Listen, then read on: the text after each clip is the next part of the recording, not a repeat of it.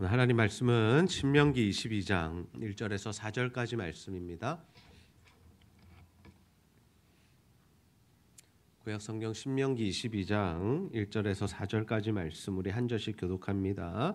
내 형제 소나 양이 길 잃은 것을 보거든 못 본 채 하지 말고 너는 반드시 그것들을 끌어다가 내 형제에게 돌릴 것이요 내 형제가 내게서 멀거나 또는 내가 그를 알지 못하거든 그 짐승을 내 집으로 끌고 가서 내 형제가 찾기까지 내게 두었다가 그에게 돌려줄지니 낙이라도 그리하고 의복이라도 그리하고 형제가 잃어버린 어떤 것이든지 내가 얻거든 다 그리하고 못 본 채 하지 말 것이며 내 형제의 낙이나 소가 길에 넘어진 것을 보거든 못 본 채 하지 말고 너는 반드시 형제를 도와 그것들을 일으킬지니라.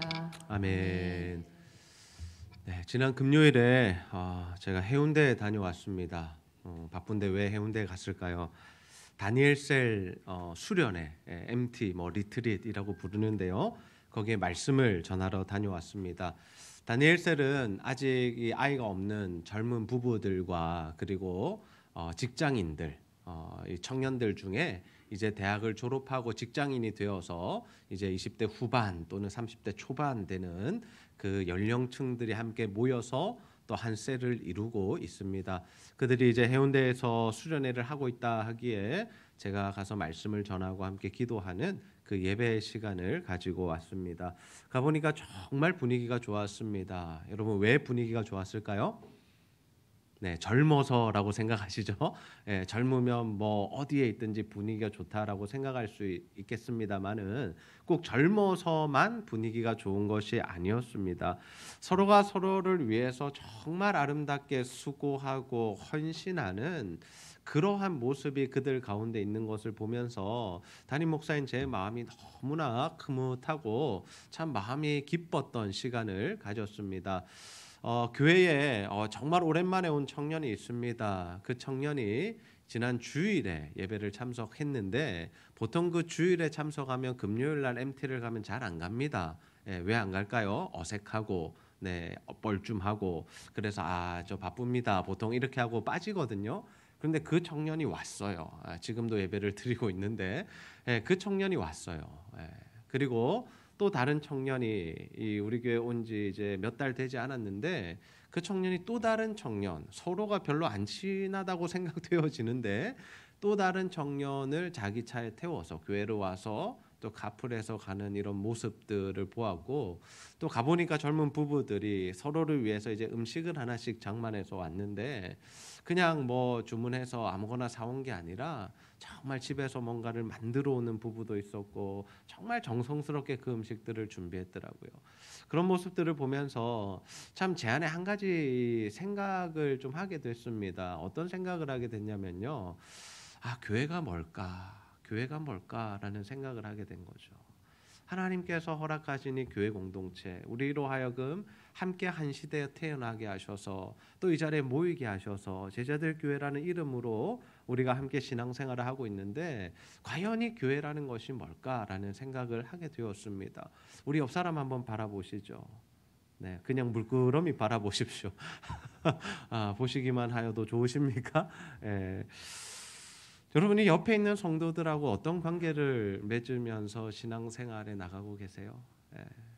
이 옆에 계신 분들과 정말 어떤 관계를 맺으면서 이 신앙생활이라는 것을 하고 계신지 제가 묻고 싶습니다. 더 나아가서 하나님께서 우리를 왜 한 교회로 불러주셨을까?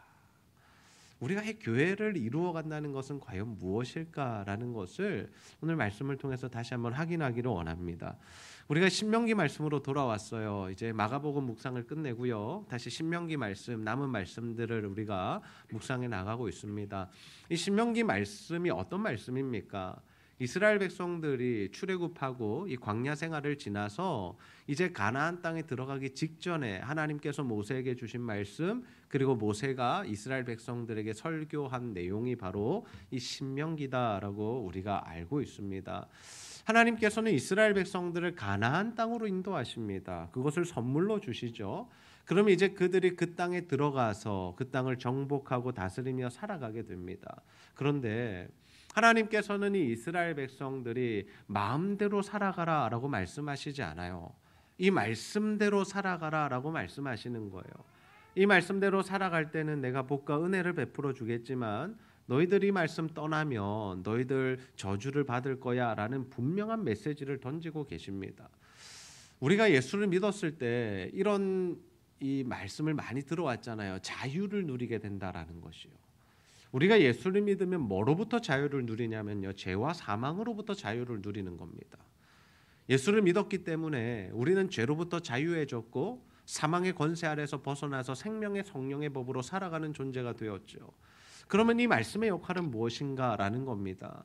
우리가 자유를 누리고 하나님 안에서 새 생명을 얻게 되었는데 그러면 신구약 66권의 말씀은 뭐냐? 이 말씀은 우리에게 삶의 양식으로 주어졌다라는 겁니다. 하나님께서 우리가 이 말씀대로 살아갈 때, 이 말씀의 원리대로 살아갈 때 하나님께서 우리에게 복을 주시기로 약속한 그 내용들이 우리의 삶에 이루어지고 성취되더라라는 거죠. 그래서 오늘 이 말씀, 우리가 읽은 이 본문의 말씀은 그러한 맥락 속에서 살펴봐야 합니다. 이스라엘 백성들이 가나안 땅에 들어가서 자신들 마음대로 사는 게 아닙니다. 하고 싶은 대로 사는 게 아닙니다. 어떤 대로? 이 말씀대로 살아가는 겁니다. 그래야 복을 주시는 겁니다. 그러면 이 말씀은 어떤 말씀입니까? 이스라엘 백성들이 하나님의 자녀 되었기 때문에 하나님의 은혜로 이 가나안 땅을 정복했기 때문에 그들이 이 말씀대로 살아갈 수 있다라는 거죠. 그러면 오늘 우리가 살펴볼 내용은 뭐냐면 형제를 어떻게 대해야 되느냐라는 겁니다. 형제, 자매. 다시 말해서 우리 가족들, 우리 이웃들, 우리 교회 성도들 이들을 우리가 어떻게 대해야 되느냐를 우리에게 말씀하고 계세요. 우리 신명기 22장 1절 말씀 우리 함께 한번 읽어보겠습니다. 시작.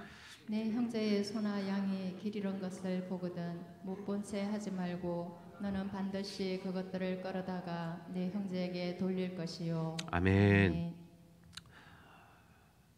이스라엘 백성들의 형제가 이 소나 양을 잃어버렸을 때 문제가 생기는 거죠.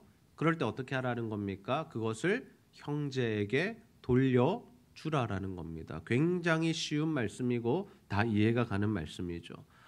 그런데 하나님께서 이 말씀을 주신 이유가 뭐냐면 이스라엘 백성들이 한 형제고 가족이기 때문이에요. 만약에 누군가가 물건을 잃어버리거나 이 소나 양을 잃어버렸을 때 그냥 이것을 내 것으로 삼아 버린다라면 어떤 문제가 생기냐면 그 소나 양을 가진 형제, 그 원래 주인이 생계에 곤란함을 겪게 된다라는 겁니다. 소나 양은요 그냥 짐승이 아닙니다. 지금 시대는 소나 양이 이렇게 뭐 특별히 키우는 사람들이 따로 있지만 또 판매하는 사람들이 따로 있지만 이 시대는 자신의 밭을 갈기 위해선 소가 필요했고 양의 젖을 짜서 먹었기 때문에 이 소나 양은 어디로 연계가 되냐면 자신의 생계, 자신의 가족들의 먹고 사는 문제로 연결이 되더라라는 거죠. 그러면 이 소나 양을 잃어버린 것은 무엇입니까? 굉장히 큰 문제가 되는 겁니다. 엄청나게 부자에게는 한 마리 정도 없어지는 건 문제가 되지 않지만 소 한 마리인 집에는 어때요? 그 소가 사라진다는 것은 지금 시대로 이야기하면 직장을 잃는 것과 동일한 일이다라는 거죠.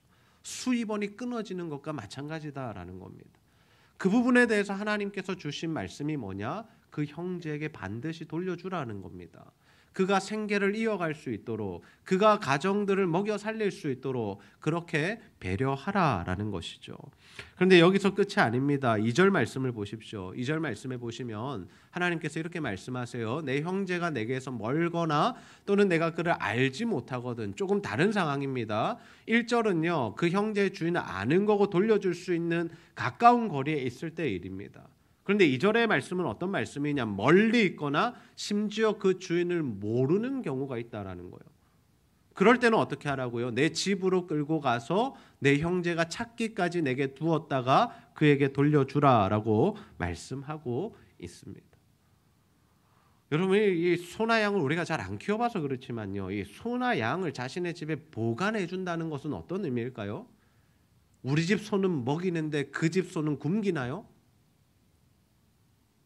우리 집 소가 싼 똥은 치우지만 그 소는 못 싸게 만드는 겁니까?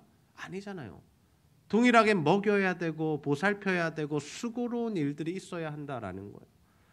이 주인이 멀거나 또는 주인을 모르는 상황이어도 이렇게 하라라는 것은 어떤 의미입니까? 네가 좀 수고를 하더라도, 네가 좀 신경을 더 쓰더라도, 네가 조금 손해를 보더라도 그 형제, 그 모르는 자라 할지라도 그 주인이 나타나기까지 네가 그것을 보관하고 보호해 줘야 돼라고 말씀하고 계신 거죠. 사실 이 시대는요, 직계 가족들 안에도 이러한 형제 의식을 찾아보기가 힘듭니다. 핵가족화되어 있잖아요. 요즘에 계속해서 이슈로 뜨는 것들이 무엇입니까? 잠잠하다가 가끔씩 언론에 나타나는 문제가 뭐냐면 고독사의 문제예요. 홀로 사는 1인 가구들이 너무나 많아졌고요. 그러면서 이제 감신과 돌봄을 받지 못하고 홀로 이제 하나님 나라 가든지 어쨌든 이제 이 죽음을 맞이하게 되는 경우가 생기는 거죠.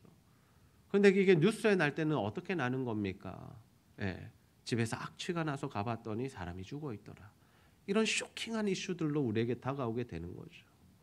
이런 문제들, 예, 정말 우리가 이웃을 돌아보는 이 문제들이 정말로 쉽지 않은 문제들이고 우리가 수고를 해야 하는 문제다라는 겁니다. 우리가 배부른 것에 만족하지 말라라는 겁니다. 상대방을 생각하라는 겁니다. 홀로 사는 분들 좀 돌아보라는 겁니다. 우리 주변에 어려움을 당한 사람들 우리가 한번 챙겨보기를 원하시는 것이 하나님의 뜻이다라는 거죠. 우리는 이 정도 했으면 최선을 다했다고 생각할 수 있습니다. 형제에게 다 돌려줬고 우리가 조금 수고롭지만 어쨌든 주인 찾아줬고 이 정도 했으면 하나님 우리 잘한 거죠 라고 이야기할 수 있겠지만 하나님 또 이런 말씀까지 하세요. 3절 말씀 우리 함께 한번 읽어볼까요? 시작. 낙이라도 그리하고 의복이라도 그리하고 형제가 잃어버린 어떤 것이든지 내가 얻거든 다 그리하고 못 본 채 하지 말 것이며. 아멘. 네. 여러분 이 말씀 읽으시면서 어떠세요? 좀 부담으로 다가오지 않으세요? 소나 양은 그렇다 칠 수 있어요. 생계니까. 먹고 사는 문제니까 당연히 우리가 도와줘야 되고 우리가 이렇게 배려해야 되고 돌려줘야 된다라는 것에 우리가 다 동의할 수 있습니다. 근데 낙이, 의복, 어떤 것, 여기서 어떤 것이라는 것은 모든 것을 의미하는 거죠. 이렇게 가버리면요 어떤 부담이 생기냐면 정말 피곤해지는 거예요. 이거 우리 책임 아닌 것 같은데 이거 자기 일은 자기가 좀 알아서 해야지 우리가 이런 것까지 책임져 줘야 돼라는 생각을 할 수 있게 만드는 말씀인 겁니다. 나귀, 의복, 어떤 것이라도 니네가 돌려줘라. 못 본 채 하지 마라. 못 본 채 하지 마라. 그리고 우리가 살면서 못 본 채 할 때가 얼마나 많습니까? 옆 사람의 아픔에 대해서 못 본 채 하는 거죠. 그 사람이 느끼는 감정에 대해서 못 본 채 하는 거죠. 아예 모르는 것도 잘못된 거지만 못 본 채 하는 것도 하나님은 기뻐하시지 않는다라는 겁니다. 그러나 우리는 어떻게 하는 겁니까? 우리가 정해놓은 어떤 기준, 우리가 정해놓은 선을 딱 대놓고 벽을 쳐놓고 이 정도까지는 우리가 하지만 그 이상의 것들은 우리가 하지 않습니다라는 이 못 본 채 하는 문제들 우리 안에 발생할 수 있다라는 겁니다. 여러분 옆집에 누가 사는지 아세요? 혹시? 아랫집 윗집에 이번에 한번 부활절 이웃 나눌 때 좀 갖다 주셨나요? 예. 정말 얼굴 보기 힘들잖아요. 예. 예전에는 다 이웃이었잖아요. 함께 살았잖아요. 앞집 옆집 뭐 어떻게 사는지 서로 다 알았잖아요. 뭐 잔치하면 생일 잔치 있으면 옆집에 케이크 좀 잘라서 갖다 주기도 하고 뭐 이사 오면 떡도 돌리기도 하고 요즘에는 떡도 잘 돌리지 않더라고요. 예. 왜냐하면 그만큼 뭐 이웃이라는 이 개념 자체가 달라졌기 때문이고 또 서로가 서로에게 불편함을 주지 않겠다라는 어떤 이러한 마음들이 이 서로 관계 맺는 것들을 굉장히 조심스럽게 만들더라라는 거죠. 근데 하나님은 우리가 그렇게 살기를 원하시지 않습니다. 못 본 채 하지 말라고 말씀하세요. 형제들을 적극적으로 도와주랍니다. 22장 4절 말씀입니다. 22장 4절에 보시면 내 형제의 낙이나 소가 길에 넘어진 것을 보거든 못 본 채 하지 말고 너는 반드시 형제를 도와 그것을 일으킬지니라. 옆에 소나 나귀가 넘어진 그 형제가 있으면 어떻게 하나 가서 도와주라는 겁니다. 몸이 움직여야 한다라는 거예요. 생각만 하고 있으면 안 돼. 아이고 저 왜 넘어졌지. 아이고 알아서 하겠지. 주인이 할 일이지 뭐 내가 그걸 왜 해. 그러나 하나님 우리에게 뭐라고 말씀하시는 가서 도와주라는 거예요. 가서 일으켜 세우는 것, 힘쓰는 것 같이 도와주라는 겁니다. 어제 우리가 붕어빵 전도를 하고 장로님 팀이 너무 늦게 들어오시는 거예요. 원래 4시까지 오시라고 해서 우리가 나눔을 해야 되는데 4시 20분이 돼도 안 오시는 거예요. 근데 나눔을 들어보니까 참 귀한 일을 하셨더라고요. 전도도 하고 말씀도 전하고 붕어빵도 나누고 오시다가 한 어르신 부부가 집에 세탁기를 옮기고 있길래 그거 도와주느라고 늦게 오셨다고 하더라고요. 못 본 채 할 수 있는 일이잖아요. 그것까지 사실 우리가 안 해도 되는 일이잖아요. 아니, 붕어빵 주는 것만 해도 큰 사랑 아닙니까? 복음 전해주는 것만으로도 여러분 너무 수고로운 일 아닙니까? 근데 장로님 연세가 그렇게 젊지 않습니다. 여러분 젊어 보이시지만 60이 넘으셨어요. 같이 가신 분이랑 뭐 같이 이렇게 세탁기를 들으셨겠죠. 두 분이 혼자서 못 드실 거니까. 그러니 수고로움들을 하나님께서 기뻐하신다. 나귀가 쓰러져 있고 소가 쓰러져 있으면 가서 도와줘라. 가서 도와줘라. 하나님 왜 이런 말씀을 하실까요? 우리에게 어쩌면 부담으로 다가올 수 있는 일인데 왜 하나님 이렇게까지 말씀하실까요? 그 이유가 뭐냐면 이것이 바로 하나님 나라의 원리이기 때문입니다. 하나님 나라는 이런 곳이기 때문이에요. 서로 못 본 채 하는 것이 하나님의 나라가 아니라는 겁니다. 적극적으로 도와주고 우리의 수고를 통해서 한 사람을 살려내고 한 가정을 살려내는 것이 하나님의 뜻이다라는 거예요. 그거를 누가 보여주셨어요? 예수님이 보여주셨잖아요. 예수님이 하늘에서 계시면서 그냥 아이고 그래 힘들지 너가 그래 힘든 거 다 안다 근데 어쩌겠노 이렇게 하셨어요? 아니잖아요. 주님이 어떻게 하셨어요? 우리가 하나님을 알지 못하고 주의 사랑을 깨닫지 못하니까 하나님께서 어떻게 하시는 거예요? 아들 되신 예수 그리스도가 이 땅에 오시는 겁니다. 성육신 하시는 겁니다. 사람이 되셨습니다. 누구 때문에? 우리 때문에요. 우리를 위해서 우리를 체휼하시기 위해서 우리를 동정하시기 위해서 우리의 그 아픔을 실제로 겪으시기 위해서 이 땅에 오셨다라는 겁니다.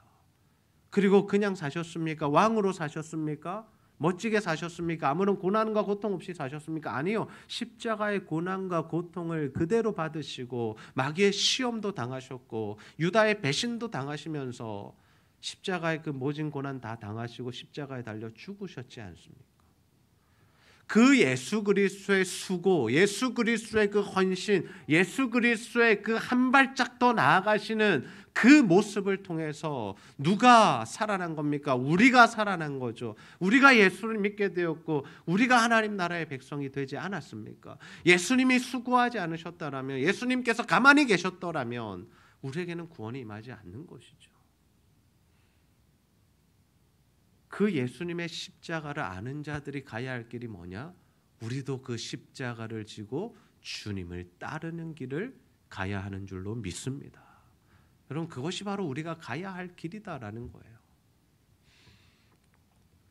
최근 우리 교회에 참 분위기가 많이 좋아지는 것을 느끼고 있습니다. 여러분 느끼고 계십니까? 분위기가 좋아지는 데는 이유가 있어요. 하나님께서 은혜를 베푸시면 분위기가 좋아져요. 아무 일도 아닌 것 같은데 별일 아닌 것 같은데 그러나 사람들 가운데 행복이 있고 기쁨이 있고 감사가 있고 나눔이 풍성해지는 것은 하나님의 은혜입니다. 그런데 이 은혜가 임하게 되는 이 변곡점들이 몇 가지가 저희 교회 포인트들이 있었는데 그 중에 한 가지가 뭐냐면 박봉남 장로님 오셔서 집회하시고 순회전도 대학을 한 겁니다. 그 시간을 통해서 성도들 안에 어떤 변화들이 생겼냐면요. 이 옆 사람, 이웃 그리고 이 지역 주민에 대한 마음이 달라진 거예요.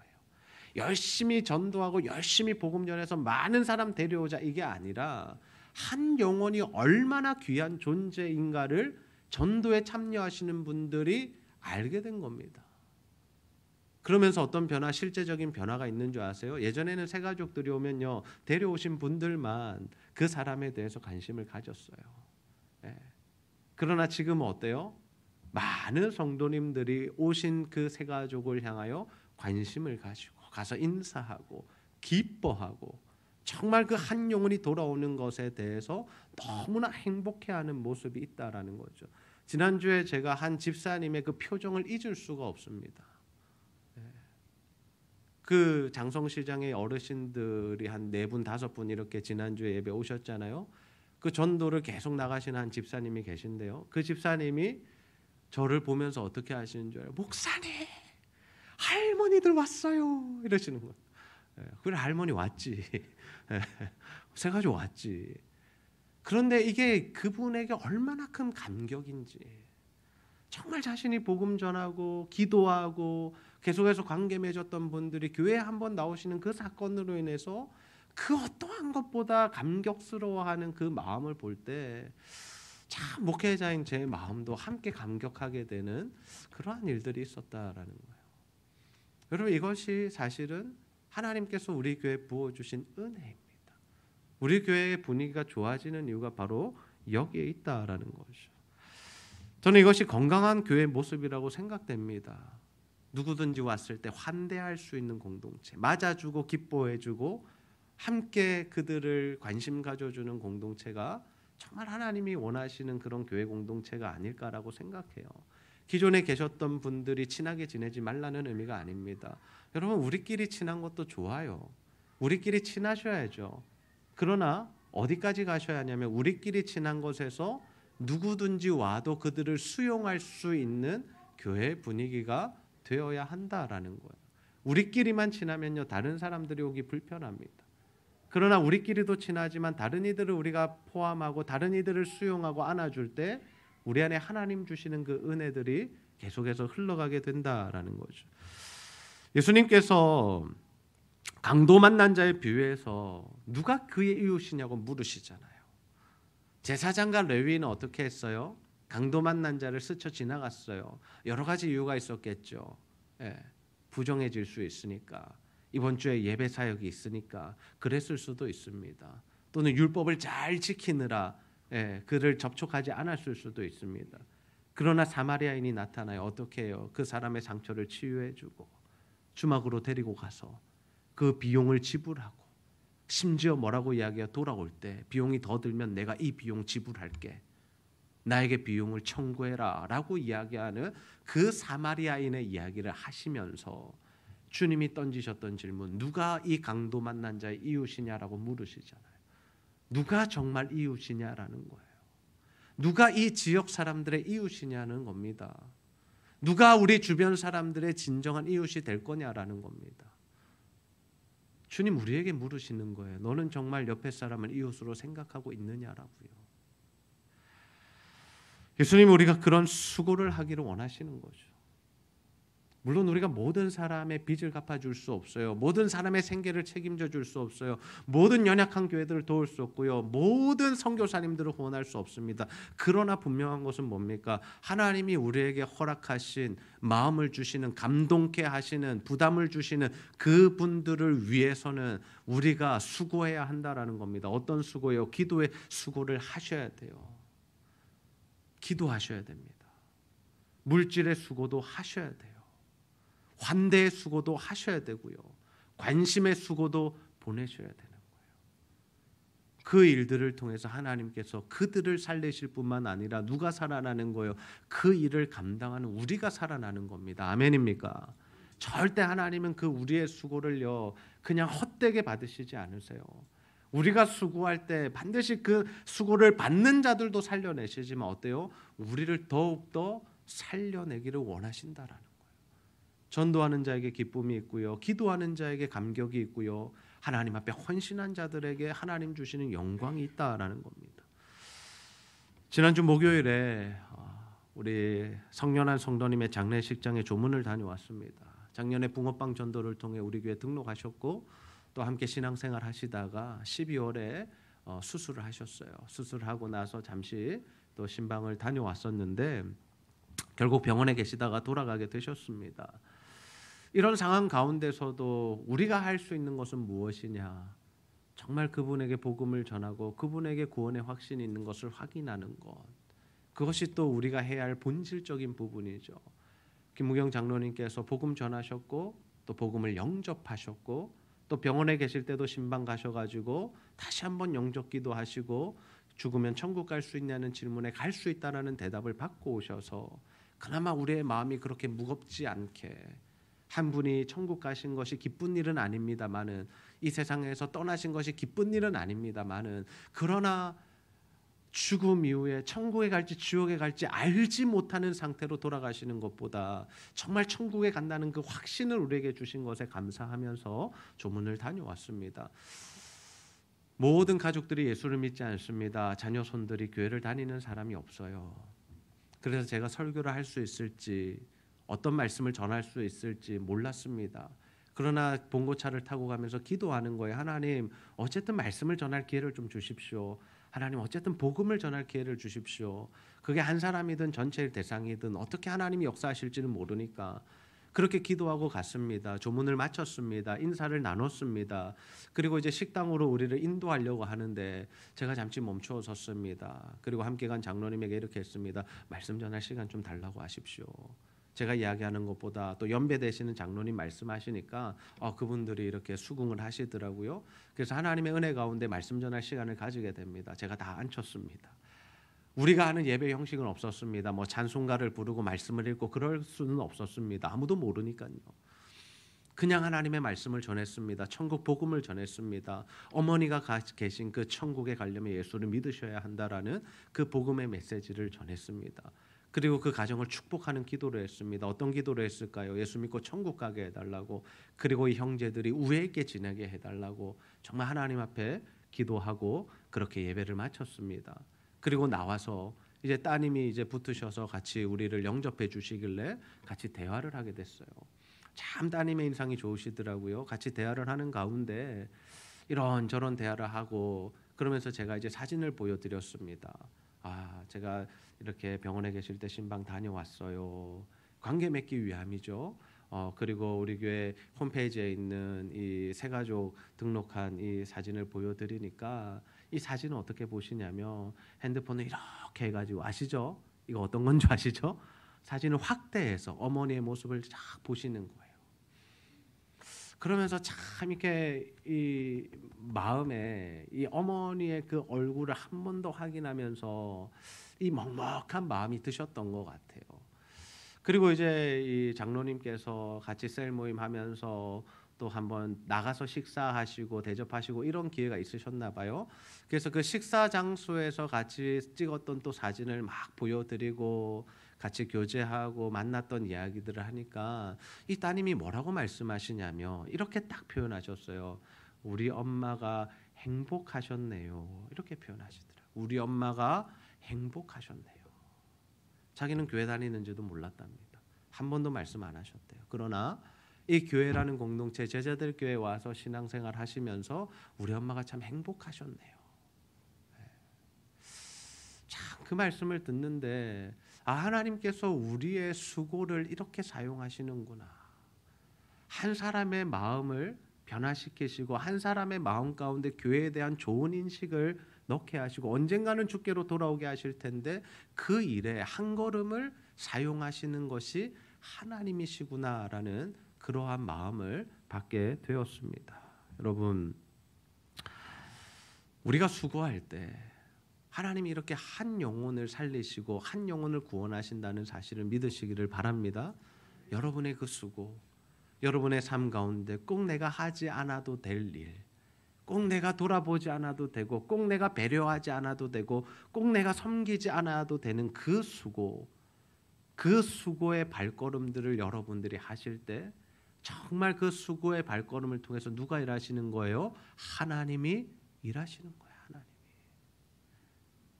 그 수고의 발걸음을 하면 할수록 하나님은 어떻게 하시는 줄 아세요? 여러분의 영향력을 키워주실 거예요. 그게 바로 선교의 지경이 넓혀지는 것과 마찬가지입니다. 우리의 영향력이 커지는 거예요. 더 많은 사람들이 우리의 영향을 받게 될 겁니다. 더 많은 분들이 여러분의 위로를 얻기 원할 거고요. 더 많은 분들이 여러분의 기도를 받기 원할 거고요. 더 많은 분들이 여러분과 교제하기 원할 거고요. 더 많은 분들이 여러분께 상담하러 오기 시작할 겁니다. 왜요? 여러분 안에 있는 그 예수 그리스도의 생명력 때문에 여러분의 그 수고의 발걸음을 하나님께서 그렇게 사용하신다라는 거죠. 여러분, 그것이 바로 부흥입니다. 사람들이 많이 몰려드는 것도 부흥이지만요, 우리 안에 일어나야 하는 부흥이 뭐냐? 예수 그리스도를 닮은 그 수고를 통해서 한 영혼 한 영혼이 살아나기 시작하는데 하나님께서 계속해서 한 영혼 한 영혼을 더 붙여주시는 것, 그것이 바로 우리 삶의 부흥이고 우리 셀의 부흥이고 우리 교회의 부흥이다라는 거예요. 하나님이 이렇게 일하시기 원하시는 겁니다. 하나님 나라의 원리대로 살아갈 때 하나님은 우리에게 이 은혜를 부어주신다라는 거죠. 우리 교회가 참 열심히 수고하고 있습니다. 도에 지나게 수고하고 있는 것 같아요. 정말 성도님들이 헌신하시고 토요일마다 나와서 전도하시고 기도하시고 기도 특공대 통해서 날마다 기도하시고 정말 이렇게 셀마다 또 셀 리더들이 셀원들을 잘 돌보고 헌신하고 교육자들이 또 하나님 안에서 정직하게 일하고 또 사역이 확장될 때 앞장서서 사역하고 이런 일들을 통해서 하나님께서 지금 우리 교회 가운데 일하고 계신다라는 거죠. 저는 이 수고하는 우리 성도님들, 수고하는 삶을 살아가는 우리 교육자들에게 참 감사한 마음이 있습니다. 왜요? 하나님의 일하심에 동참하고 있으니까요. 그래서 이 수고를 통해서 하나님 뭘 하시느냐? 그 수고를 받는 자들이 살아나게 하시는 거예요. 근데 그들이 살아나는 것을 보면서 우리 마음 가운데 뭐가 임해요? 평안과 기쁨이 임하죠. 근데 하나님 그들만 살려주실 걸 절대 그렇지 않아요. 시간이 지나 보면 여러분 깨달으실 거예요. 여러분의 가정이 복을 받으실 겁니다. 아멘입니까? 여러분의 그 헌신 하나님 절대로 그냥 버리지 않으세요. 여러분의 그 수고요. 그 수고로 인해서 여러분의 가정이 여러분의 자녀와 손들이 복을 받게 하실 겁니다. 많은 씨앗을 뿌리십시오. 많은 눈물의 씨앗을 뿌리시고 많은 헌신의 씨앗을 뿌리십시오. 하나님이 그것 다 때가 되면 거두게 하실 겁니다. 저는 씨를 뿌리기도 하지만 저는 사실 열매를 따는 세대입니다. 우리가 교회 합병을 통해서 이 교회가 이렇게 아름답게 성장하고 있습니다. 하나님께서 두 교회 목사님들과 사모님들과 성도들의 그 기도를 통해서 이 교회 가운데 은혜를 부어주고 계시고 저희 부모님 세대의 그 기도와 헌신을 통해서 저는 정말 열매를 많이 보는 세대입니다. 그러나 우리가 계속해서 해야 할 일이 무엇입니까? 열매만 따먹어서는 안 된다라는 거예요. 계속해서 우린 씨앗을 뿌려야 돼요. 누구를 위해서? 우리 다음 세대들을 위해서. 내 자녀들이, 내 손주들이, 지금 우리 교회에 뛰어노는 저 아이들이 정말 부흥의 세대를 맞이할 수 있도록, 정말 저들이 하나님 앞에서 멋지게 살아갈 수 있도록, 저들의 때에는 더 멋진 교회를 이루고 더 많은 선교사들을 후원하고 더 많은 교회들을 세워가는 더 많은 사역자들이 배출되는 그 시대를 위해서 우리가 헌신하며 기도하며 재정을 쏟아놓는 그런 교회가 되기를 주님의 이름으로 축복합니다. 이 말씀 기억하십시오. 로마서 12장 15절 말씀입니다. 즐거워하는 자들과 함께 즐거워하고 우는 자들과 함께 올라 주님 우리에게 주신 말씀이에요. 여러분 즐거워하는 자들과 함께 즐거워하고 우는 자들과 함께 우는 자들 되시기를 소원합니다. 어디서부터? 여러분의 가정부터, 여러분의 셀 모임부터 그렇게 하십시오. 가장 작은 공동체인 가정과 셀 모임에서 이 일들을 한번 경험해 보십시오. 그래서 하나님이 주시는 부흥, 하나님이 주시는 은혜를 가정에서부터 셀에서부터 한번 체험해 보시기를 원합니다.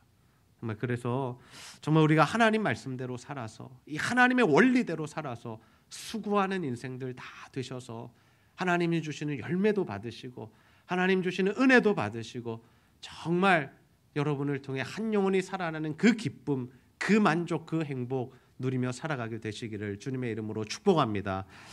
우리 시간 세상을 구원하기 위해